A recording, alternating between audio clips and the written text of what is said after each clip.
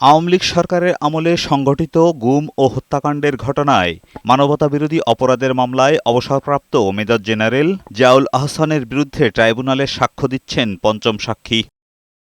রোববার আন্তর্জাতিক অপরাধ ট্রাইব্যুনাল ১-এ সাক্ষ্য দেন জিয়াউল আহসানের তৎকালীন রানার বা দেহরক্ষী ইমরুল কায়েস। সাক্ষ্যতে বিএনপি নেতা ইলিয়াস আলীকে গুমে জিয়াউল আহসানের জড়িত থাকার কথা জানান ইমরুল কায়েস। এসবের প্রমাণ মুছে ফেলা হয়েছে বলেও দাবি করেন এই সাবেক সেনা সদস্য। আজকের এই সাক্ষীর মধ্য থেকে পরিষ্কার আমরা পেয়েছি যে ইলিয়াস আলী জিয়াউল আহসান কর্তৃক অপহরণের শিকার হয়েছিলেন এবং জিয়াউল আহসান এবং তারেক সিদ্দিকী সহ অন্যান্য দুষ্কৃতিকারীদের দ্বারা তিনি গুমের শিকার হয়েছেন এবং তার ভাগ্যে কি ঘটেছে আমরা হয়তো পরবর্তীতে জানতে পারব।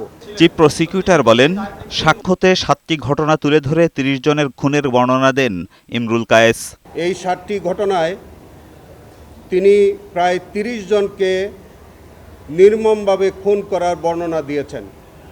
তিনি বর্ণনা দিয়েছেন যে একসঙ্গে ১১ জনকে হত্যা করা হয়েছে, একসঙ্গে ৭ থেকে ৮ জনকে হত্যা করা হয়েছে, কখনো একজন করে হত্যা করা হয়েছে, কখনো সিমেন্টের বস্তাভর্তি সিমেন্টে বেঁধে গুলি করে নদীতে ফেলে দেওয়ার ঘটনা তিনি বর্ণনা করেছেন। তবে সাক্ষ্য দেওয়া সব অভিযোগ অস্বীকার করেন আসামি পক্ষের আইনজীবী। উনি কি ছিলেন সেটা বের করে নিয়ে আসবো।